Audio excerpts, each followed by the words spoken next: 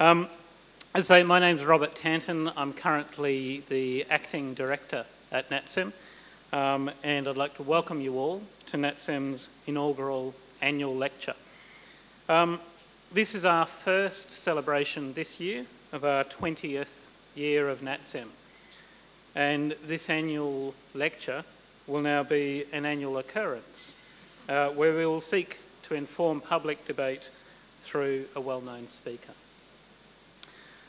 For those who don't know, but I'm sure you all do know, NATSEM is an apolitical research institute committed to informing public debate in Australia on the issues of health, poverty, inequality, disadvantage, social exclusion, and other what we call wicked problems.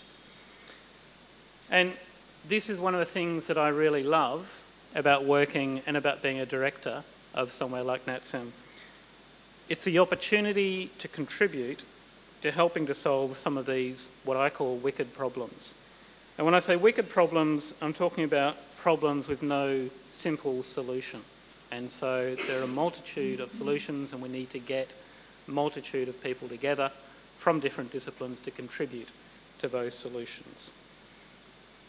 Some of these wicked problems that NATSEM contributes to include things like homelessness, adapting to scarcer water resources in the Murray-Darling Basin, and we're doing a lot of work on that at the moment, jobless families, social exclusion, the cost of living, community well-being, an ageing population, chronic disease, Indigenous inequalities, and also spatial inequality.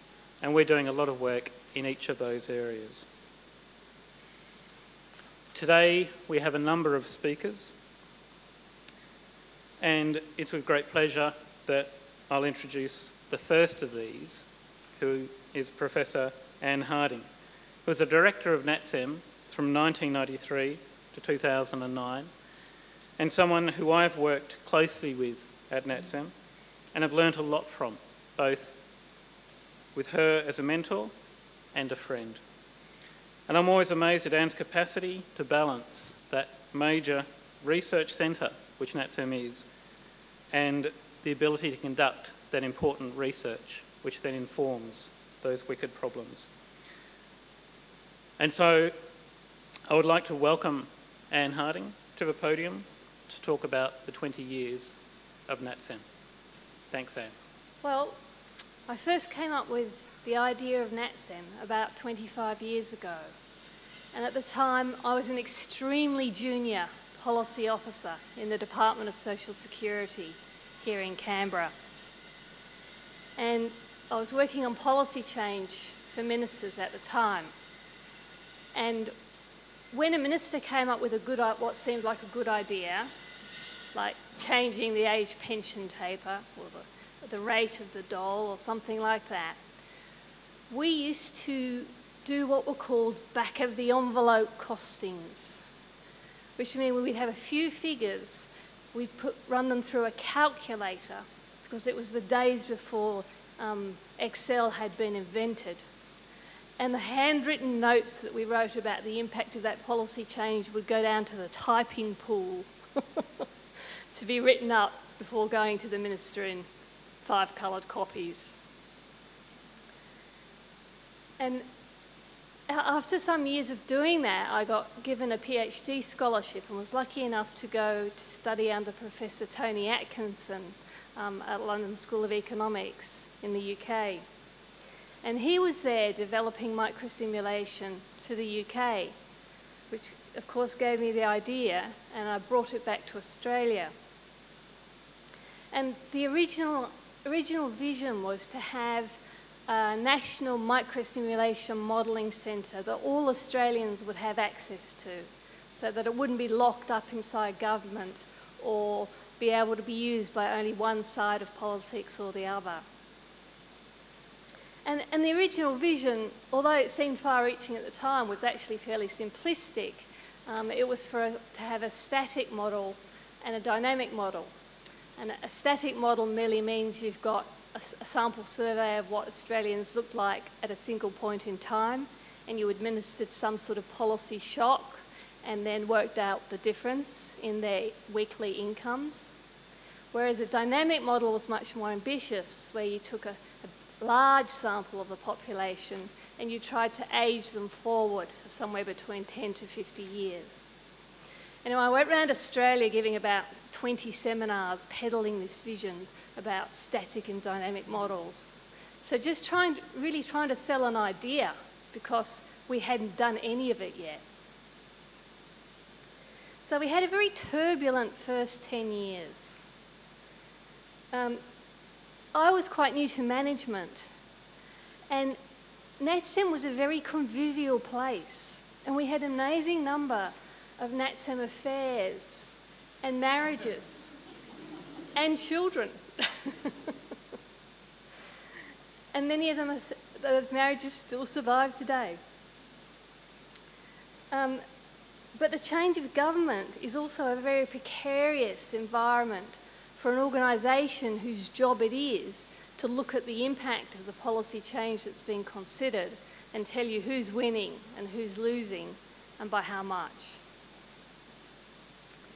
And as Rob mentioned, one of the earlier jobs that we did was to look at the change in the possible tax mix from towards a goods and services tax and more away from direct taxes. And that was so acrimonious. We were grilled by Senate committees at great length. We upset absolutely everybody in this debate. The Liberals were very upset. We found some losers from the package that they put forward. Labor were upset that we hadn't found enough losers. And the Democrats were really insulted that we'd left food in the base and had to look at what that looked like. But by the end of the first 10 years, we had made, I think, some very solid progress. And the first thing I really wanted to mention was that we had, I feel, successfully established a reputation for impartiality. So when we were referred to in the press, we weren't referred to as that left-wing think tank or that right-wing think tank. And gaining that impartiality was very hard. It was a very big ask for an organisation whose results could often be used in such political ways. I'll give you one example.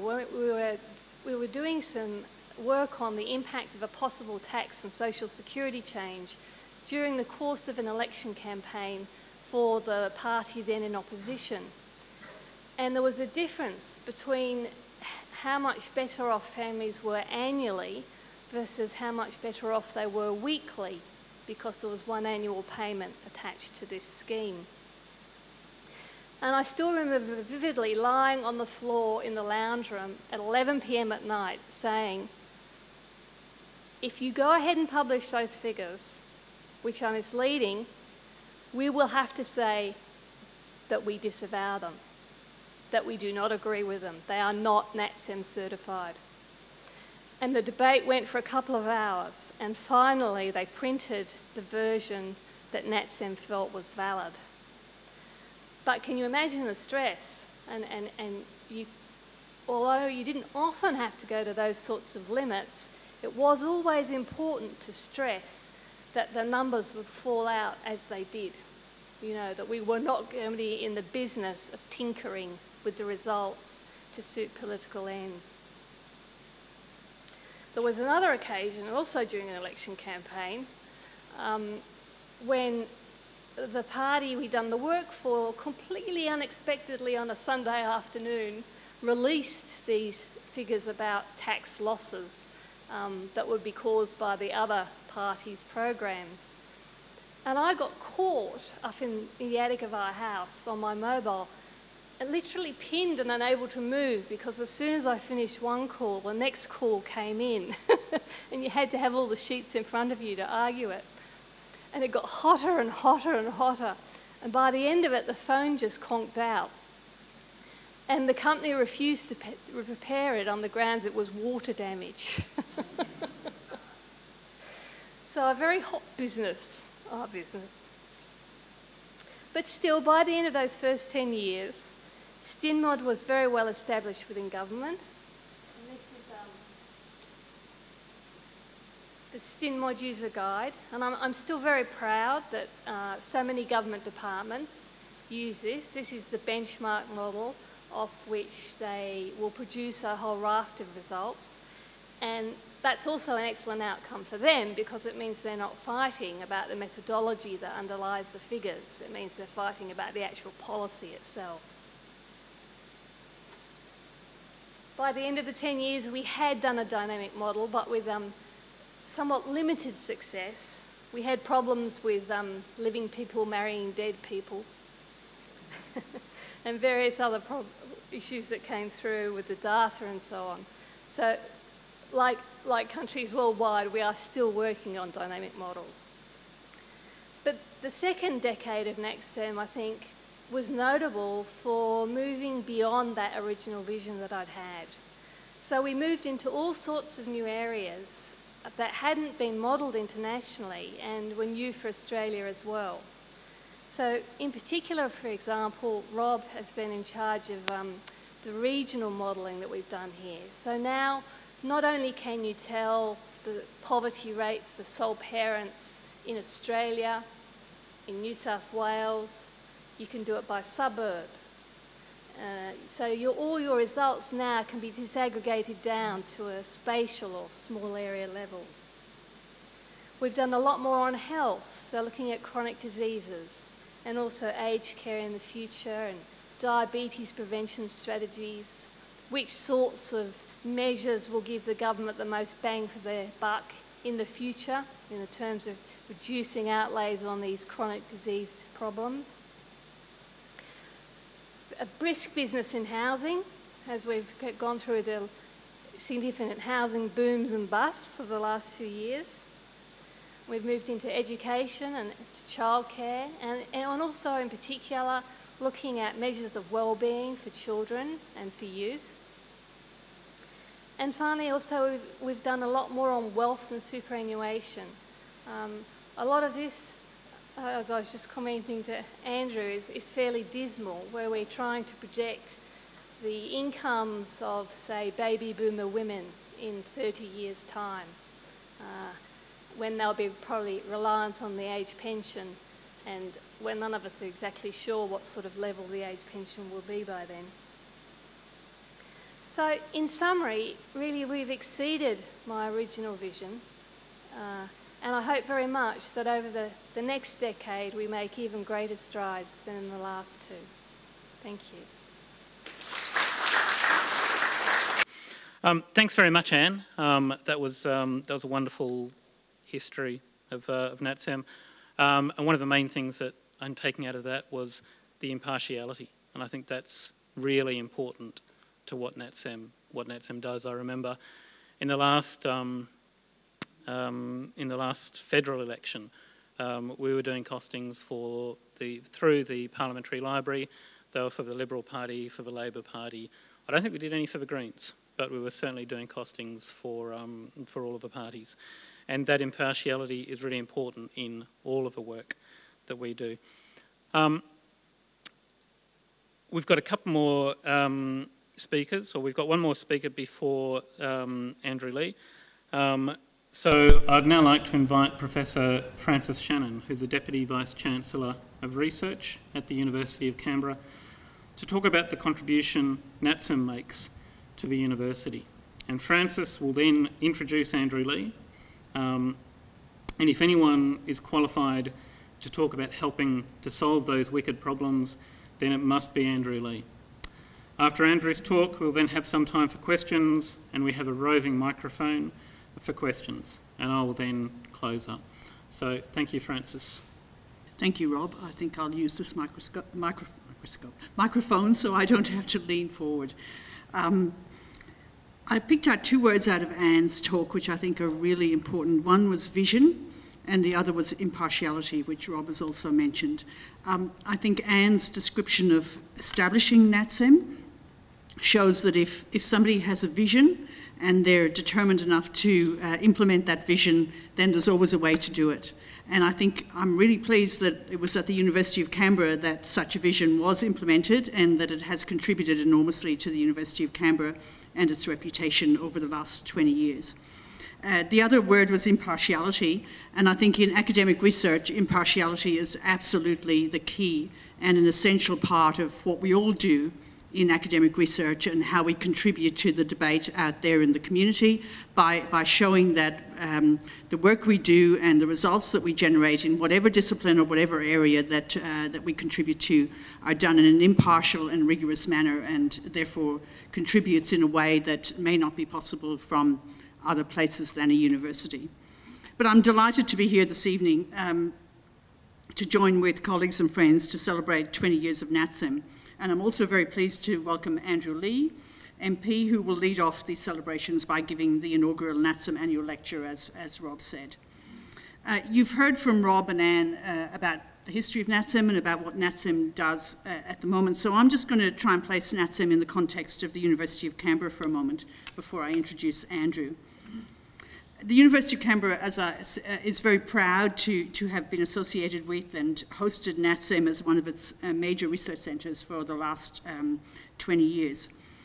Over the 20 years of its existence, it has contributed significantly to the research effort and to the engagement of the university with both government and the community. It makes a significant contribution to research in the areas of public policy, applied economics and beyond, as you heard from Rob and from Anne. The university is also a place of big visions under our current Vice-Chancellor, Professor Stephen Parker, who apologises for not being able to be with us tonight. He's in Japan on a visit funded by the Japanese government to develop interactions between the University of Canberra and universities in Japan.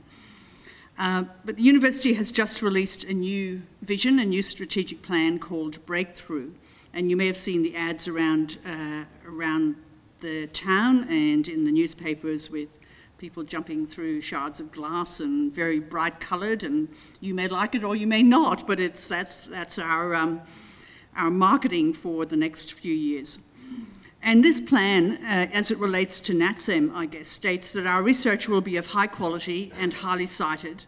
It will focus on discoveries and application that lead to an early improvement in the world around us. So that's our vision for research at the University of Canberra for the next 5 years. NATSEM fits well and truly into this vision, as you would have heard from the previous speakers. It's already contributing and has contributed to this vision over the last 20 years. In its evidence-based policy research and its advice to government and to various community and private sectors. And it's regarded as a world-leading centre for microsimulation, much to do with Anne's development of that technology and bringing it back to Australia and developing NATSEM as a centre for microsimulation. University of Canberra aims to achieve world ranking as a young university by 2018. Now that's a big vision if ever there was one, and it's one that is really great to work within but scary at the same time, because being a world ranked university is not easy. Being a world ranked university means that you have to achieve extremely highly in research, and you have to teach great programs to your students so that they go out there saying wonderful things about the university. We need to build on our achievements of the last 5 years, where we have built strong capacity and capability in research. Just to give you some examples, our research income, our research publications, and the number of our research students have each more than doubled in the past 5 years. So there's been a huge improvement in the capability and capacity of the university to carry out research. We now need, I think, to lift our sights, to engage in the global research enterprise, acknowledging that we work in a global environment in which research done in one country has implications for research in other countries, and I'm sure in the world of economics and microsimulation and modelling, that's definitely the case. The countries around the world are struggling with the same issues, ageing populations, etc., the things you heard about earlier.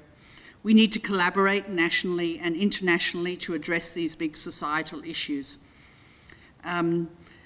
And we need to then be aware of the national or local implications, whether it be at a very local level, at a Canberra level, at an ACT level, at a national level of the research that we do. So carrying out excellent research, performing at an international standard, and making sure that research that we do carry out makes a difference. I think that's what we're all about. And NATSEM will play a key role in driving this agenda. We hope to build NATSEM to an even stronger research entity over the next 10 years. We have invested in NATSEM starting last year for the next 5 years in order to grow its academic reputation, and we will continue to do so. So NATSEM, it's great to see it at a 20-year mark, but we hope to see it at the 30 and 40-year mark being an important part of economic and social policy research in the country. Now I'd like to introduce our speaker for the night, Dr. Andrew Leigh. Andrew is the Federal Minister for Fraser since 2010.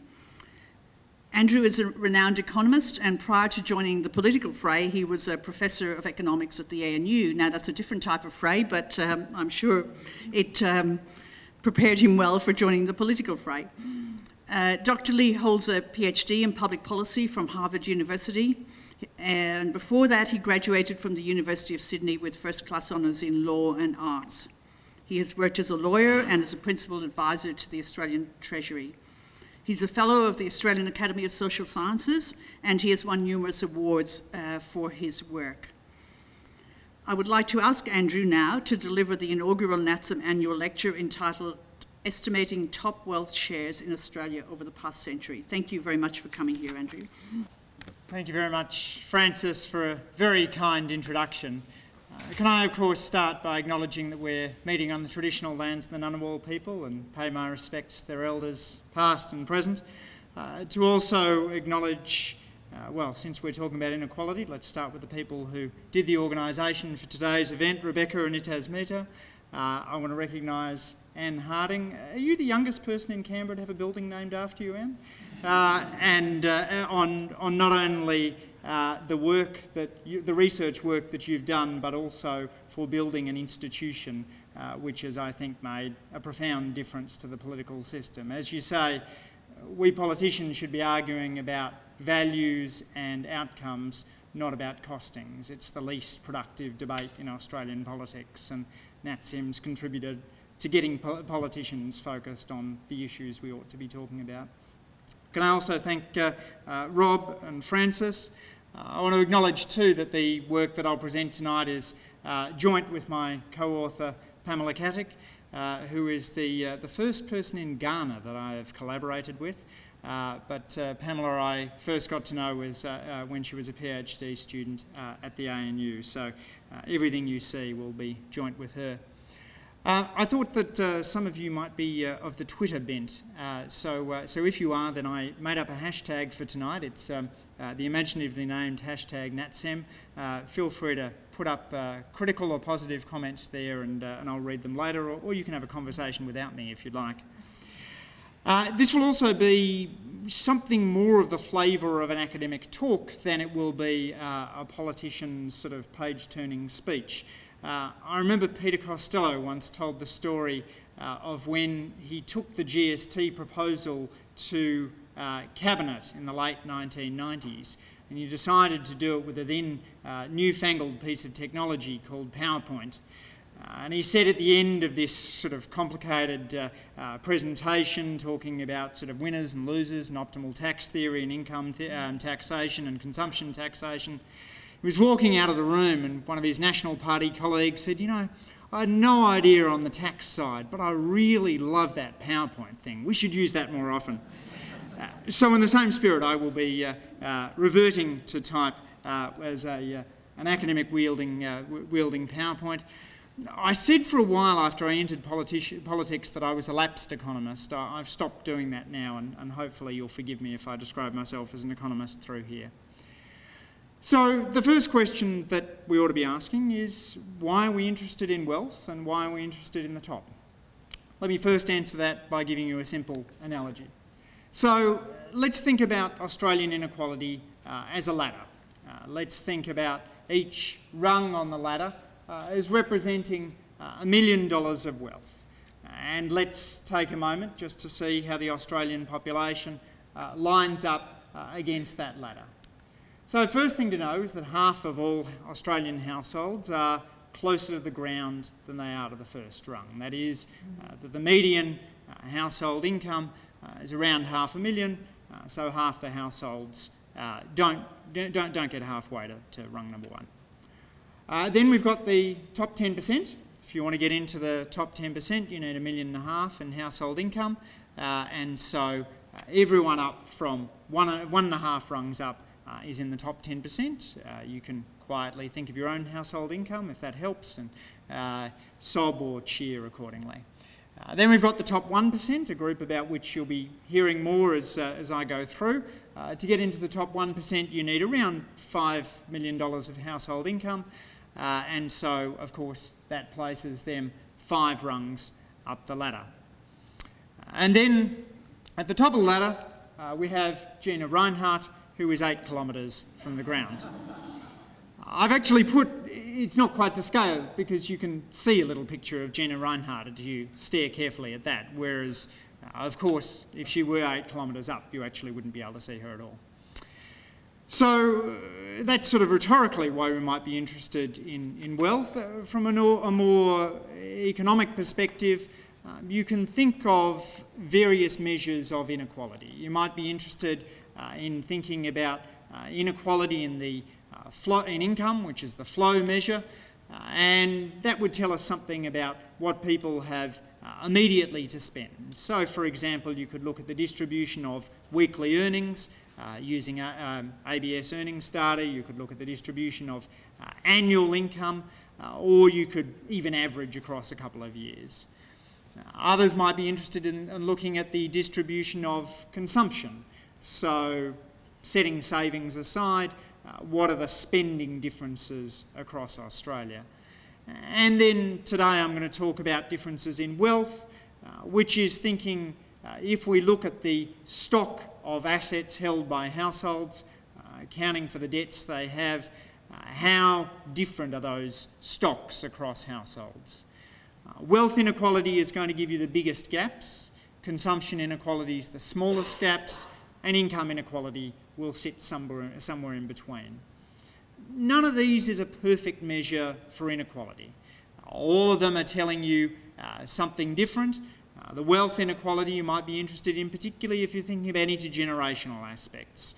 If you're thinking about the power to start a business, if you're thinking about the resources you can draw on in a time of crisis. You might also be interested in the top, if you're interested, for example, in understanding differences in power across communities. So, for example, some of the data I'll be showing you is really from the tippy top of the distribution. And that's telling us something about the elite in society and the power that they have to wield in business and potentially in politics. Another reason, for example, is, as Tawney put it around World War I, what thoughtful rich people term the problem of poverty, thoughtful poor people term with equal justice the problem of riches. And so much of what you see in studying inequality is that in times when the top goes up, that tends to be a time when the bottom goes down. Put more technically, the 90-50 and the 50-10 track one another fairly closely, even although mechanically they need not do so. So studying top inequality can teach us something about the whole distribution for periods when it's difficult to know what's going on at the bottom. Australia has a strong tradition of being interested in egalitarianism and interested in maintaining strong equality. Ours is a country which has had central bank governors known as Nobby and Nugget.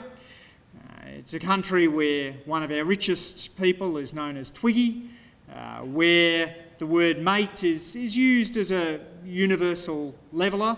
I would comfortably use it to a bus driver or a cabinet minister, sometimes in the same day. We're not a country that typically uses the word sir except out of politeness. And in fact, the only person I know who has earned the title Sir is Sir Tony Atkinson, who is a mentor to both Anne and myself, and whose work you'll see in the coming pages.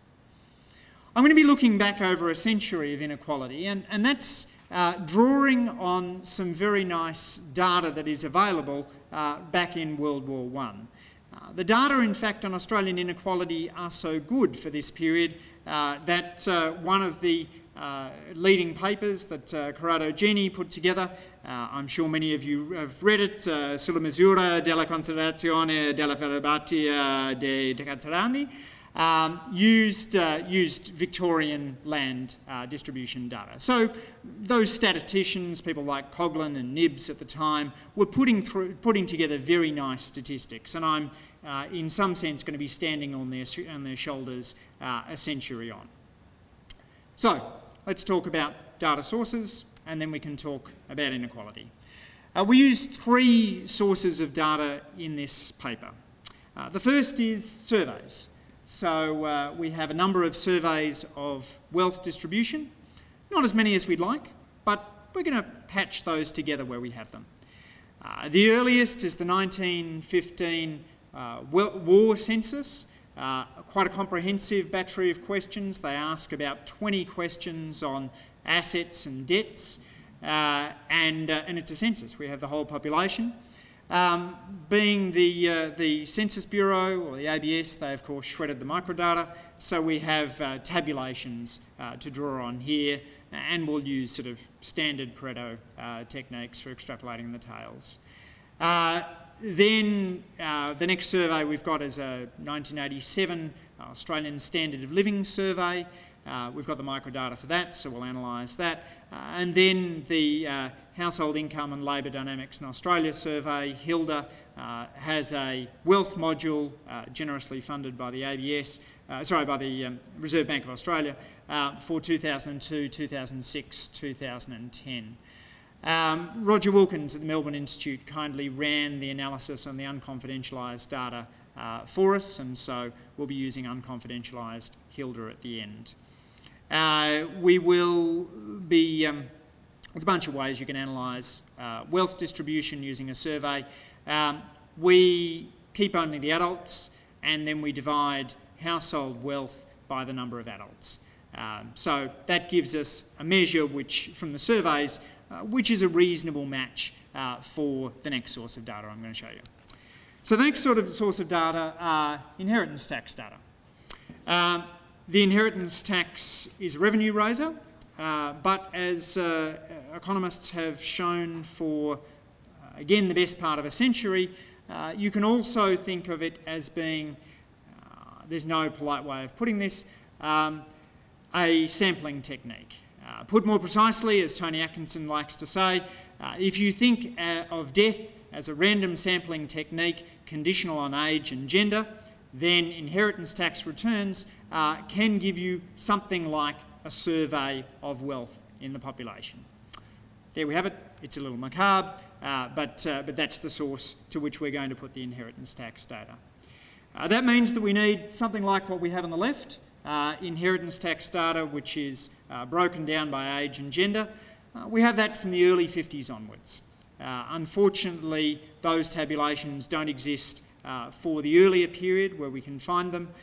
We got ourselves as dusty as possible, but couldn't find anything earlier than the 50s from which we could do good estate multiplier techniques on. Then there's the standard problem that the poor die earlier than the rich. So you want to do what's called social multiplier adjustment. When I started the project, I thought this would be straightforward. I would take somebody else's social multiplier. It turned out no one had actually done this, at least not with individual data, which is where you get the cleanest results. So I went and wrote a second paper. This tells you something of the age of the project, that the paper here is a 2011 paper with Philip Clark. We used, again, HILDA, and we used the advantage that HILDA is a panel, and from our perspective, though not from the perspective of those in the panel, some of those in the panel died. We can then go back to previous waves, look at what they reported in that period. We discover there that those in the top income quintile outlive the bottom income quintile by 6 years. We use that as our social multiplier adjustment. If you don't do that, then the results you get from the inheritance tax approach aren't as precise. So there's a series of Australian studies, people like Gunton and so on, have used these tax data before, but we're the only ones to adjust for differential rates of mortality. So that'll cut in the 1950s. It will cut out, of course, on the 1st of July 1979, when Australia's federal inheritance tax is abolished. And the third data source is rich lists. Jenny Chesters, who's here, was kind enough to tabulate a range of data from the BRW rich lists. We then went back and got a little bit more from the National Library. I had very patient research assistants enter everyone into spreadsheets, and then we're going to be using the rich list data to tell us about the distribution, the wealth share of the very top relative to total population wealth. So we'll use the Australian Bureau of Statistics and Treasury Private Wealth Series as a denominator. And then we'll also do something else, which I think is kind of one of my favourite bits of the paper. We're going to look at inequality within the rich 200. We're going to ask the question, say you know you're going to be in the top 200, has inequality just within that magazine risen or fallen? So I'll tell you a little bit about inequality within the 200 richest Australians. So there are three data sources. Now, particularly perceptive members of the audience will now be looking at me a little bit like somebody who arrives in Bombay and says, I would only like to eat steak. NATSEM has done some work using a third approach to measure wealth inequality, which is taking income reports of things like dividend income and working backwards to wealth. I'm happy to talk in questions afterwards as to why we chose not to use that approach. But the one useful thing to say is I guess that it wouldn't give us a great deal more coverage than we have at the moment. So enough about data, let's look at results. This is our top 1% wealth share for the best part of the last century. It starts astonishingly high. So if we start with that 1915 wealth census, our estimate is that the top 1% of Australians at that stage held 34% of national wealth. That might sound outlandish, but there's another study by, I think it's Martin Shanahan, who uses South Australian probate records. He doesn't do the estate multiplier technique, but it might reassure you to know that when he looks at South Australian probate records from 1905 to 1915, he estimates the top 1% have 30% of national income. So this is pretty close to being in the ballpark for wealth inequality. We have a big gap then to our next data point and a huge drop over that period. So we pick up the series just after World War II with the top 1% having about 10% of national wealth, about 10 times their proportionate share. Then the line sort of wiggles its way down and gets down to what I think of as an astonishingly low point. 1968, we have the top 1% of Australians having only 6% of national wealth. That's just extraordinarily egalitarian, right? They have 6 times their proportionate share, okay, so they're doing better, but they are the top 1%. And then we see a steady rise after that. We see an increase over this period, a little to 1979, and then we jump to the 1987 survey, top 1% with about 10% of national income. Then we go to Hilda, where the top 1% have variously 12, 16 and 11% of national income. So you can think of the final answer. We start with the top 1% having 34%, we finish with them having 12%. Less than half of their share at the beginning of the period, so wealth inequality clearly lower than it was at World War I, but also clearly higher than it was in the late 1960s. So much of this increase, we've seen an increase maybe about 50% increase in wealth inequality over the last few decades, paralleling the results from income inequality, which I'll talk about shortly. Now, we also have this little interesting blip up here, and frankly, we're not quite sure how much to make of it. I'll show you now the top 0.1%, so this is the top 1/1000th of wealth holders, and the top 0.5%. And the important thing to note here is you see the 2006 blip up even in the top 1/1000th of the distribution. So what's going on in the Hilda survey is something that is going on within about 10 to 20 respondents in the Hilda survey. And so we would be cautious about over-interpreting the 2006 blip upwards. Wealth inequality is pretty strongly affected by what's happening at the very top.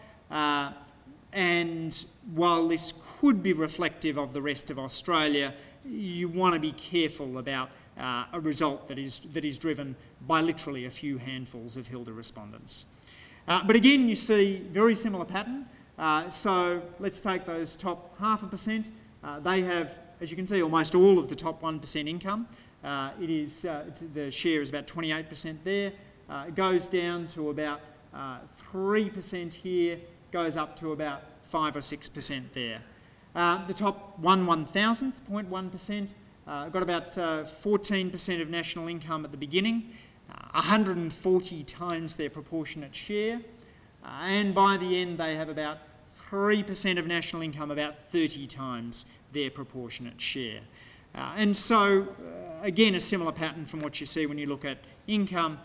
Most of what is going on, what you observe in the top 1% is actually driven by the top 0.1%.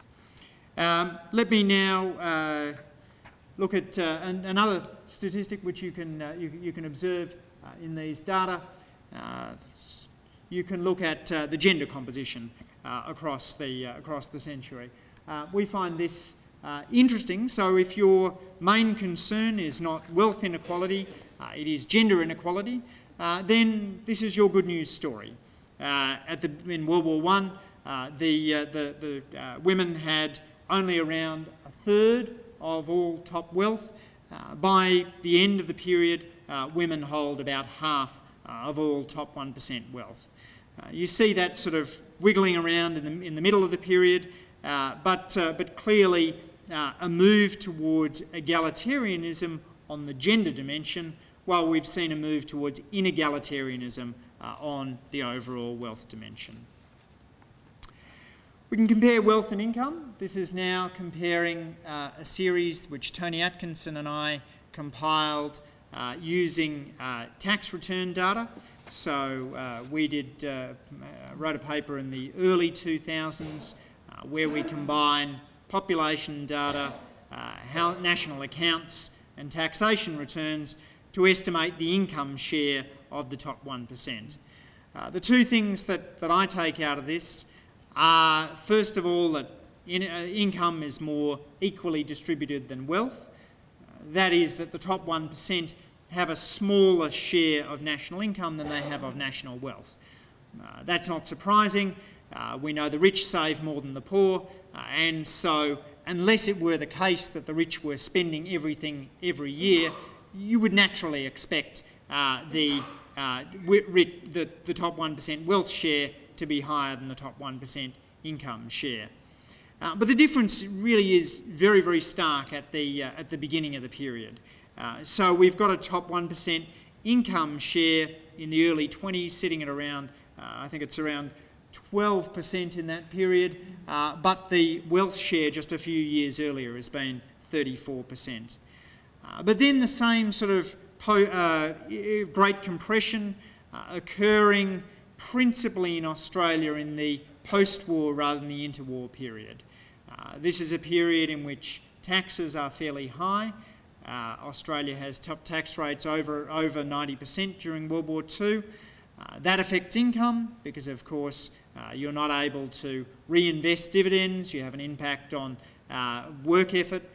And it also affects wealth because there is less for those at the top of the distribution to save.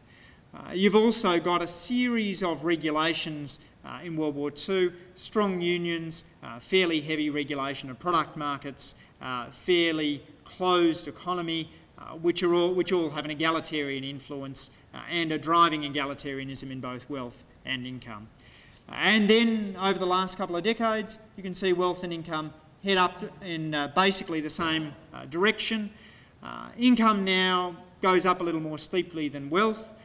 The top 1% wealth share has approximately gone up by about 50% over this period. The top 1% income share has doubled over this period. So the collapse, wealth inequality drops more than income inequality. The rise, income inequality rises more than wealth inequality. That story for the last 30 years is a pretty similar story to what you see in the United States. So I'll show you in a moment the United States top 1% wealth series, which is, again, a more moderate increase over recent decades than the US has seen for income. People have speculated this is because it takes a little while to build in wealth inequality into a system which starts with relatively little wealth inequality. Dynasties take a while to build over generations. Family assets take a while to build up. And so I think in general we should expect income inequality to lead wealth inequality rather than lag it. Now let's look across countries. So I've here shown the United Kingdom, the solid line up the top, the United States, the dotted line, and then Australia, the dashed line down the bottom. We are not the most equal country in the world. Certainly if I was showing Scandinavian countries, you'd have more equal distributions than Australia. But compared with the US or the UK, there's no period on these graphs in which their top 1% has a bigger share of their wealth than our top 1% has of ours. These are results based on inheritance tax returns, both these countries having inheritance taxes and therefore being able to use them in this sort of macabre random sampling of the population kind of way. Ours, again, a little patchier because we're putting together survey data with the inheritance tax data. Particularly striking, too, is to see how extraordinarily unequal the UK series starts off. So I told you that the top 1% of Australians had 34% of national wealth at the start of the series, and some of you raised an eyebrow. But now if we look up here, we've got the top 1% of Brits in that post-World War I period holding around 60% of their national wealth, 60 times their proportionate share. The bottom 99% of Britons in this period only have 40% of the national wealth to share between them. Britain at the beginning of that period, a much more unequal country in terms of the distribution of wealth and also for top income shares, we find. And then by the end, the United States has moved ahead. Top 1% wealth shares for both the United Kingdom and the United States finishing at around about 20% at the end of that period. Do they track perfectly to the Australian series? No, not perfectly, but you see similar patterns. You see the collapse that runs from World War I right up to as recently as the late 1970s. So in all of these countries, we've got the nadir of wealth inequality being somewhere around the late 70s, the early 80s, and then an increase, but an increase that's not as great as the collapse we saw before. So those are our data based on surveys and inheritance tax records spliced together to look at the overall distribution. But since 1984, we've had another source, which is that BRW magazine has carried out its surveys of the richest Australians. In fact, they start this in 1983, but the 1983 edition is fairly experimental. A lot of the numbers are revised from 83 to 84, 83 only includes 100 people rather than 200 people. So we feel safest to be starting from the 84 survey rather than the 83 one. Is it perfect? Certainly not. There's some oddities about it. So, as you know, Rupert Murdoch renounces his Australian citizenship in the 1980s, but he stays in the rich list until the 1990s. There is revised rich lists which are put out. So Stephen Mayne from Crikey has a go at revising a whole lot of the BRW numbers in I think the late 1990s. And he comes up with some different numbers. You hear stories from talking to people in the BRW rich list about how they go about hiding their wealth from BRW. So it's not perfect, and others, of course, want to be in BRW, so play the opposite game. This isn't a perfect measure by any means, but neither are the surveys and inheritance tax records that I've shown you before. To the extent that these biases are constant, they should affect the levels, but not the trends. So I still think that we can learn something useful out of it. So the first exercise I'm going to do is to show you some wealth shares estimated out of BRW data. Now remember, we only have 200 people here, so we're not going to do the top 0.1%. We're not even going to do the top 0.01%. We're going to do the top 0.001%. Put another way, that is the richest 1/100,000th of Australian adults. Or in the most recent year, because there's about 13 million Australian adults, we're looking at about the top 130 members of the BRW rich list. I'm then going to show you the wealth share of the top 1/1,000,000th of Australian adults. 13 million Australian adults, that's the top 13 people in the most recent BRW rich list. So these are very small groups. I'm just aggregating the wealth of that group, and then I'm comparing it to total private sector wealth from the Treasury series or the ABS series spliced together. So these are those data. Let's take the top line first. That is the top 0.001% share. And you see at the beginning of this period, 1984, we have the top 1/100th of Australian adults holding about 1% of national wealth. By the end, we had them going to nearly 3% of national wealth. So a tripling of the income share of the top 1/100,000th of Australian adults. Going even further up the distribution to those top, what is now the top 13 people, the top 1/1,000,000th of the population, they quintuple their income share from about 0.2% of national wealth to about 1% of national wealth over this period. And now you can see that there's an increase at the end. We've got some mining magnates at the end. But if you were to fit a line through this distribution and cut it off in the early 2000s, you'd get basically the same story. This is not a story about a handful of magnates. This is a story about a steady trend in the BRW rich list. The wealth of those in BRW magazine as a share of estimates of total private sector wealth has approximately tripled over this period. The wealth of those in the first few pages of the BRW rich list has approximately quintupled over this period. So let's now throw away the rest of Australia. Let's now just focus on those who are inside the pages of BRW. And let's look at how person 200 views person 1. How does the last person to make the BRW rich list compare to the first person? We can do this two different ways. Pamela and I can either estimate the Gini coefficient within the magazine, or we can look at a more standard measure, something that Tony Atkinson has done a nice paper on, which is to look at the wealth share of the top quarter of the list. If we've got precisely 200, which they almost never do, that would be the wealth share of the top 50 overall. So I'm going to plot the Gini coefficient on the left axis, and I'm going to plot the share of the top quartile on the right axis.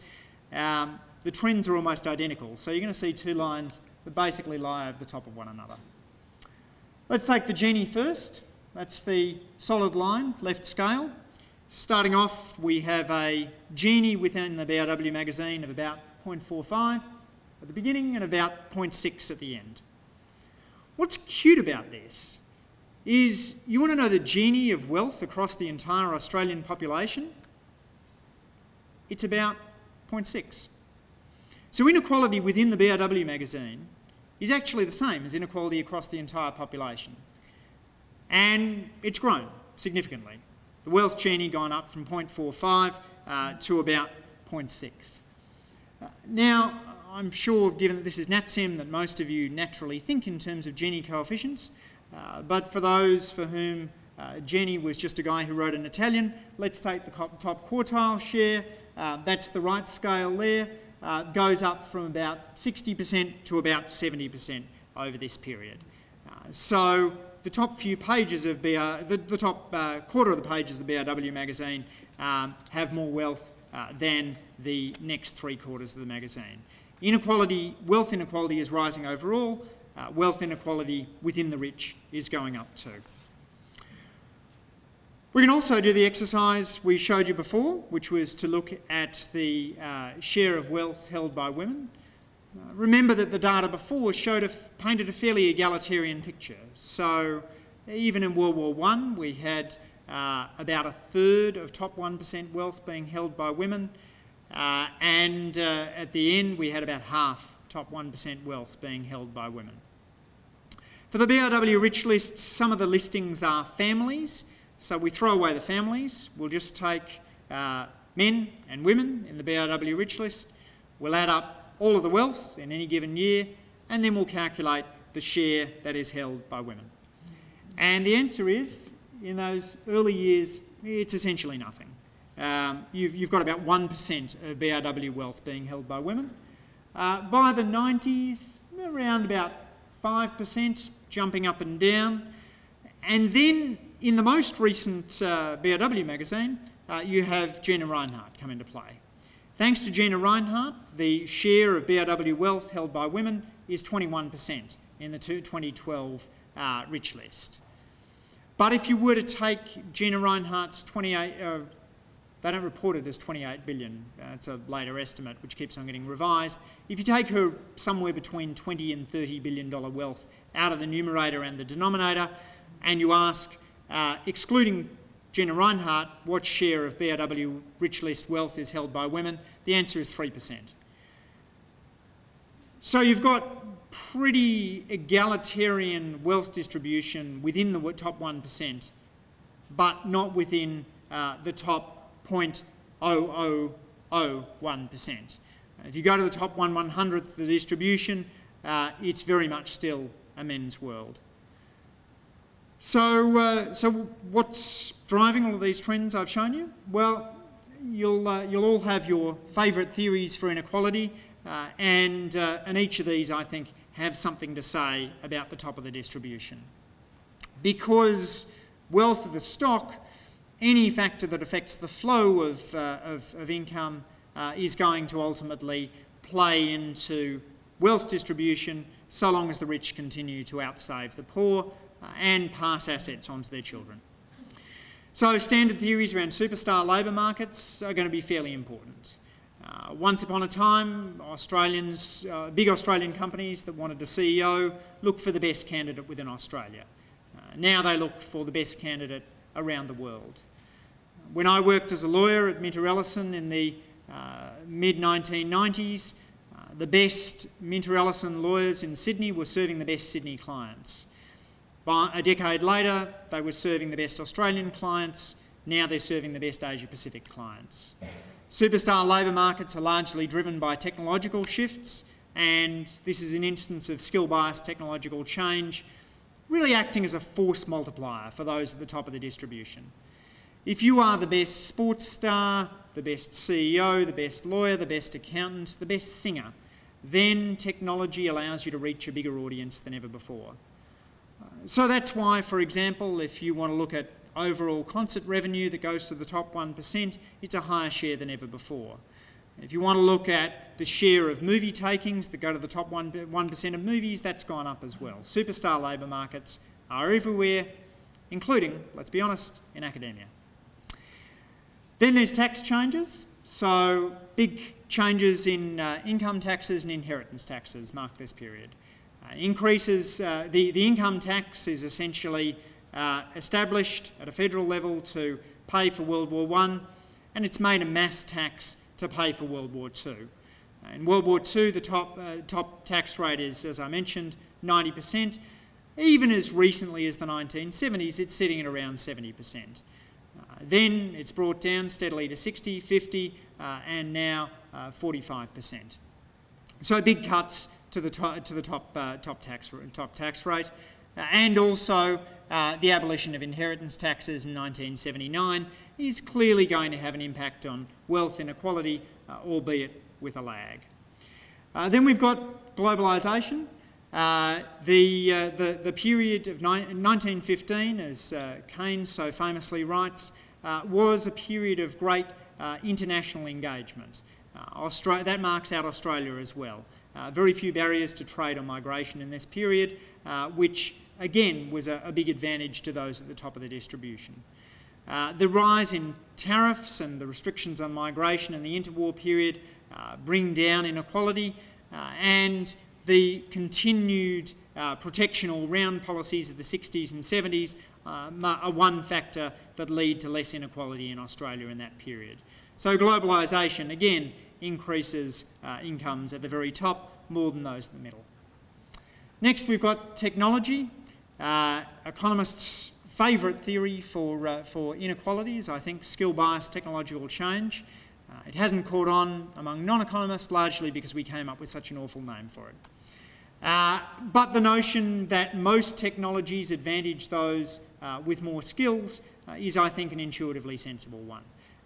That was one of my explanations for superstar labour markets before, but it plays out more generally through the distribution. Sometimes with a lag, as you see with computerisation, but generally technological shocks, absent big increases in education, lead to a widening of the income distribution, and therefore play on to a widening of the wealth distribution. And then decreases in union membership also matter as well. So union membership is at half the labour market in the early 1980s, now down to less than a fifth of the labour market. If you want one social institution which acts as a bulwark against inequality, it's a strong union. Unions argue for pay compression within their industry, but then they also advocate policies that lead to pay compression right across the population. So that's a little slice into one aspect of inequality in Australia.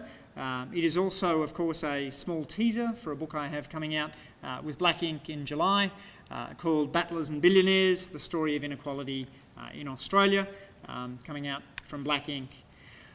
And since that's a storytelling book, let me finish with one of my favourite stories on inequality, which illustrates, I think, why it matters for Australia, why the issue matters for Australia, and why the rise is important. When he's studying prisoner of war camps in World War II, Gavin Dawes says that he expects to see similar behaviour across men who are being held by the Japanese of different nationalities. He says he expects that when men are placed on starvation diets, 1,000, 2,000 calories a day or less, when they begin to starve down to skeletons, 100 pound of body weight or less, that the national characteristics would be essentially flogged out of them, that everyone would resort to a similar primeval state. But he says he observes exactly the opposite. Within these prisoner of war camps, each of the groups maintain a fundamental national identity. He says the Americans are the cowboys of the camp. They're the ones that run the rice loans program, in which you are able to get an extra serve of rice today if you give up 2 serves of rations in the future. and whose effect can only be that at some point you will have a debt that must be repaid with a week's worth of rations and effectively your life. The British, he says, cling on to their class structure like bulldogs. They maintain the rations that are given to them. If the officers are given better tents and more rations, they sleep in those better tents and they enjoy those larger rations. And the Australians, Gavin says, set up their little male-bonded welfare states. They share everything they have, they ensure that more is given to those who are sick, and they walk out of those prisoner of war camps with a lower mortality rate than the Americans or the Australians. There is something about the Australian national character that marks out equality as important. But there's also something about the trends that I've shown you which concerns me as somebody who values those Australian characteristics. And while our level of wealth inequality is not at the level of the United States or the United Kingdom, you can see an upward trend there, which concerns me and I think merits a more substantial public debate about inequality, perhaps starting now with your questions. Thanks very much. Thanks very much. My name's Ed Holdaway. I remember reading some studies by the University of Chicago, and they claim one of the drivers for a widening disparity in wealth distribution was recessions. That when an economy goes into a recession, the wealthy people are able to pick off valuable assets at a very cheap rate, and then when the economy recovers, they get a big multiplier effect of their wealth. I was wondering if that came into the studies, and if you agree with it or not. So, Zed, the best data I guess we have on that is the Great Depression. So if you see an equalising effect of downturns, you should expect to see it first there. As you know, we don't have the depression in our data set for wealth, but we do have it for top income shares. And we don't see a great deal. So where are we? That's 1930, and we've got a small increase, which sort of meets your theory there, but is not massive in the scheme of things. We've got the top 1% share essentially returning at the eve of World War II to the level that it enjoyed pre the Great Depression. So it's a dip, but it's not massive. And then for these later periods, it's difficult to see anything at all. So the early 90s recession is, I guess, the next worst downturn. And that doesn't seem to be marked by a big increase in top income inequality. So, you know, my judgment is that they probably matter, but my guess is they matter in different ways according to the particular character of the downturn. You certainly see over recent years a drop in the top 1% share that accompanies the global financial crisis. And I think that's very much to do with the fact that it is a financial crisis. When you take the stock market down from 5,000 to 4,000, you're immediately going to have an impact on top incomes, because a lot of them are coming from dividends, and top wealth shares. I don't think you then expect to see that out of every crisis, though, because some crises aren't stock market crises. So, I mean, I guess you'd see it more in wealth than income. Yeah, so I guess what you would be then saying is, Andrew, your 2006 to 2010 numbers are real, not an artefact of that top handful of observations. That's certainly possible. We would love to be tinkering with the Australian Bureau of Statistics microdata on this, but it is very difficult to play with small samples at the top of an ABS survey unless you're willing to become an employee of the Bureau of Statistics, which of course would lose me my current job under the Constitution. Yeah, Andrew, I think if you go to the chart where you showed the BRW data there, you might be able to answer that question. So you think we're seeing... See that dip there? Yeah, that's the GFC.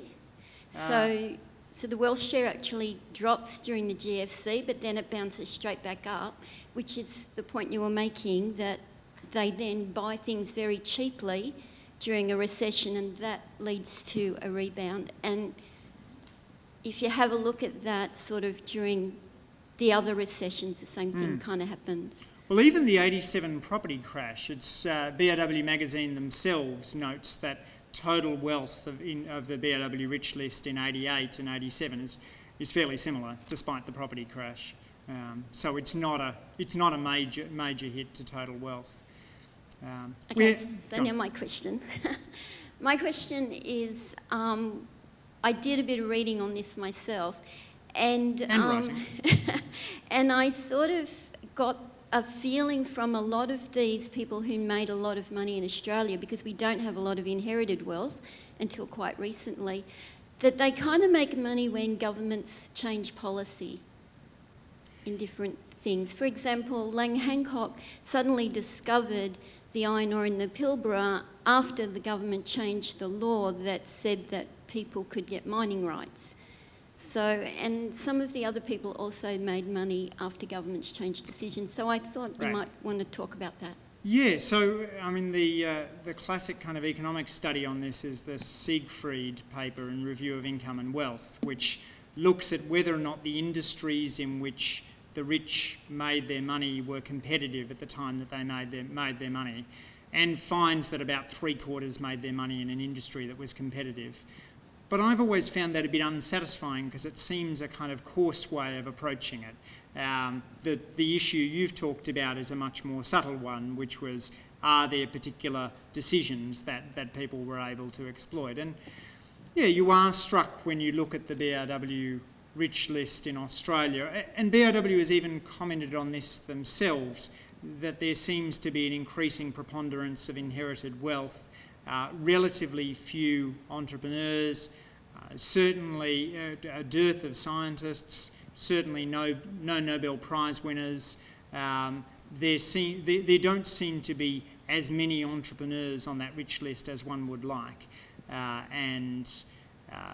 Jenna Reinhardt, for example, enters the rich list at the year after Lang Hancock dies. He goes out with 150 million.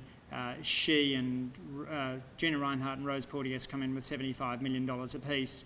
She does turn 75 million into 20 billion, but she also starts with a level of wealth that would place her 75 rungs up on that ladder that we began with.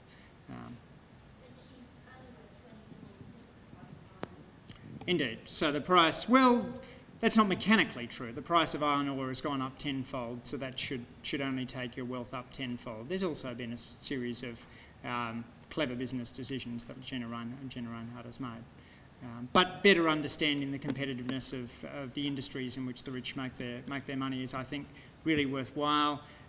You were good enough to share your data with us, and I'd be happy to share these data with others who wanted to analyse it. John Goss, Seraph, University of Canberra.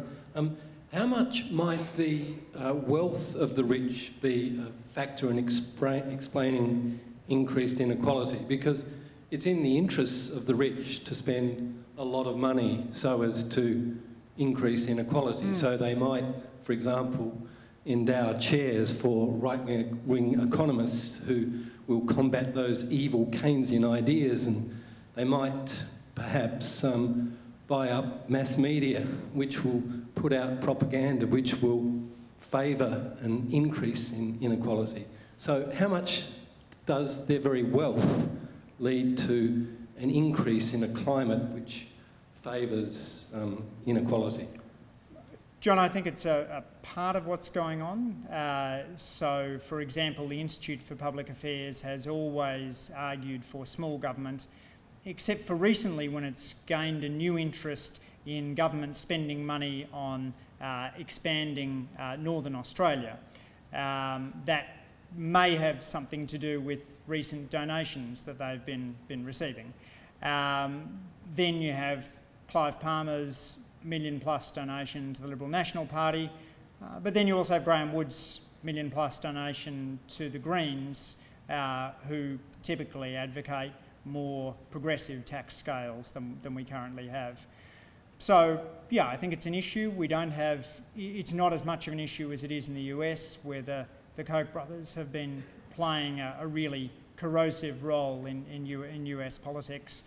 But it's one reason why you worry that too much inequality could corrode the polity, and it probably is wealth inequality that's the yardstick there rather than income inequality, if you're thinking about how much you can donate. Thank you. My name is Yogi Vidyatama from NATSEM.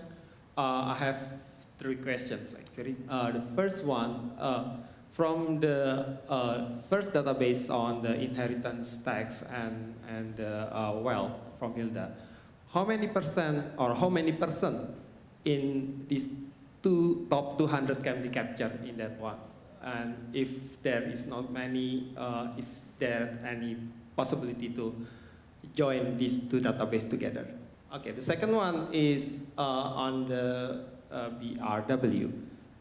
The issue of family inheritance and the dispute among family, can it be dealt with in counting how many person have the wealth? First, given that to probably avoid tax, parents can put the name of the children into the wealth, and secondly, of course, the dispute in the case of Gina Reinhardt, for example, should be considered in calculating her wealth. The third one is the more provocative one, is your theory about the union and the equality. If the union is too big, then it's probably not too good for the equality as well, considering it can be like a Communist Party where the power is so big and the leader of the party has too many power in that case. So that's the third one. Thank you. Excellent. On whether we can join inheritance tax records to the BRW, they don't overlap. Inheritance taxes were abolished in '79. The BRW series starts in 1984. In principle, we could do it, although you would be thinking about essentially the wealth of the top 10 people each year. Say that someone on average joins the BRW rich list for the last 2 decades of their life. You'd be thinking then of the top 10 people in the inheritance tax data. And I don't think they're fine-grained enough to be able to precisely get at that. In terms of gifts to children, I mean, I take this as a sort of statement about the difficulty of measuring wealth in the BRW series, which is, again, going to be an approximation, as almost all of our data are, including the data that go into STENMOD, for example. Unions and growth, I've never seen a study that suggests that, I mean, it's straightforward to do, right, within countries, across countries, but I've never seen any empirical evidence that the unionisation rate is a drag on growth. You can always argue that Communist Party or Golkar in Indonesia was a labor movement before it became too big. Sure, but that's a story rather than a general rule that falls out of the empirical data. A couple of questions over here. Ben and here, and then Sheldon after that. Sheldon Gong from NATSEM. Andrew, so each society has its own social norm, which determines its own social welfare function. I'm curious, what's your opinion? So what's your ideal Gini coefficient for Australia, if you like, between 0 and 1? 0 being right. Completely equal and 1 is extremely unequal. Thank you. So my thesis advisor, Sandy Jenks, who wrote a famous book on inequality in the early 70s, told me a few years ago he had signed up to write a book called What is the Right Level of Inequality, and had to pull out because he realised he couldn't answer the question. My sense is not too much greater than we have at the moment would be my sort of warning bell. Certainly that's borne out in surveys, for example. So the ACTU collaborated with some economists a couple of years ago and surveyed people on what they thought was the wealth distribution in Australia. and what they thought it should be. And you found that even if you only looked at the most affluent respondents, they wanted a far more egalitarian wealth distribution than currently exists. So I don't think I'm out on a limb to be saying let's not allow it to get too much more unequal. Ben Phillips from NATSEM. Firstly, thanks for your presentation, Andrew. My question relates to what concerns you more in terms of inequality. Is it the inequality that's induced by the super wealthy, say the top 0.00001% you were talking about, or is it the inequality that we might see in sort of more mainstream, say surveys that say NATSEM might deal with, which might say compare the 90th percentile with the 10th percentile, or the more broad measure, say the Gini coefficient? So clearly the work that NATSEM does is more important than the work that I do here. But Ben, no, I actually think that's right. I think that poverty is more important than top incomes. But one of the challenges that we face as a society is that the 90-50 does matter. So to take your 90-10 and break it in half, we can break the 90-10 into a 50-10 measure, which I would think of as relative poverty, and a 90-50, which I would think of as some measure of top incomes. I think I place more social weight on the 50-10, but I think the 90-50 matters for things like influence over politics and just the general sense that we're all in it together.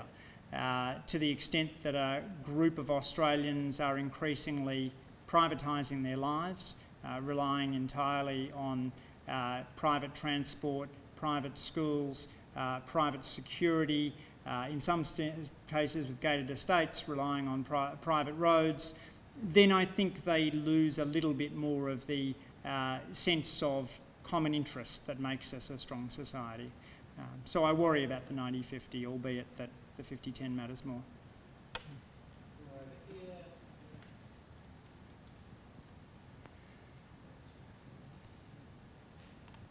Thanks, Andrew. I'm looking forward to your book. Wondering how much do we know about the mobility of wealth in Australia? So is it the same people and the same families that are in the top 1% over a period of time? So not very much is the answer, but we could learn a great deal more. One of the fascinating strains of research that's coming out of mobility over the last couple of years is this series of papers that looks at uncommon surnames.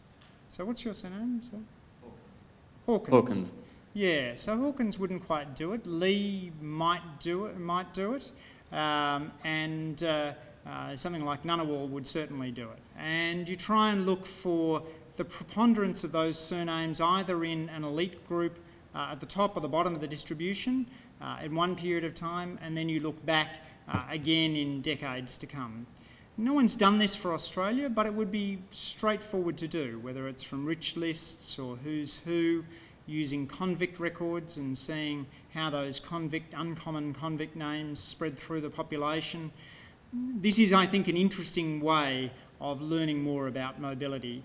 In terms of our overall level of social mobility, I've done a paper using as many father-son surveys as I could find, which suggested that our level of intergenerational mobility places us middle of the pack. Intergenerational elasticity about 0.25, worse than Scandinavia, better than America, and that doesn't seem to have changed much since the 60s. We exhausted the questions. This is great, right? Are there any others? Good. Thanks very much, Andrew. I'm Tristan Metcalf from the Department of Finance. I'm just wondering... Now, Metcalf would work for one of those studies, yes. It'd be nice to get to the top of the distribution. It's often claimed that social ills and antisocial behaviour in general is correlated with inequality. Did you test any crime statistics or anything like that to see if that does actually hold? So, Tristan, this is the spirit level argument, essentially, which is that if you reduce inequality, then life expectancy will rise, infant mortality will fall, crime rates will fall, and trust will increase. I would love to believe that all of this is true, but the empirical research I've done just doesn't back it up. These things are true in the cross-section. So if we took a scatter plot and we put the US in one corner and Scandinavia in another corner, you'd find that America is crime-ridden and unequal, and Sweden has little crime and is equal.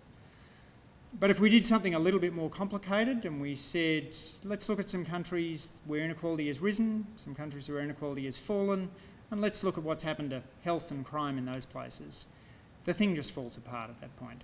There's nothing there in most of these relationships. I've certainly looked at health, I've looked at crime, I've looked at savings, I've looked at growth, where we actually find that a bit of inequality is good for growth. So I think the reasons to care about equality are much more fundamental and come back to the things that you're taught in the first couple of days of an economics class. Marginal utility of income declines. $1 brings more happiness to a pauper than it does to a billionaire. I think that's why we should care about inequality, rather than because it is a magic bullet to solve all social ills. One thing I would like to say, Andrew, is I love the historical perspective that you've got there. I love sort of looking back at statistics right back to 1915 and just seeing that historical perspective. I think it's really important.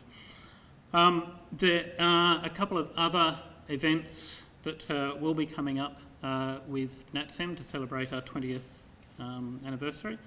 There will be at Parliament House later on in the year an expert panel discussion, and we'll be sending emails out about that later on in the year.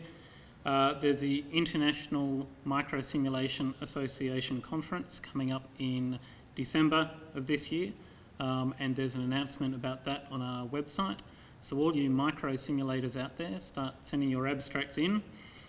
There's a couple of thanks that I'd like to make tonight. A couple of people who've been organising this. Rebecca Castles, who is organising a lot of our events this year for the 20th anniversary, and it is Mida Mahanti for organising this event, and also for setting up Sarah Thompson, who's our front desk person, helped to set up tonight. So thank you very much. Thank you very much for the speakers, for Anne Harding, Francis Shannon and Andrew Lee. Thank you very much for a very interesting presentation.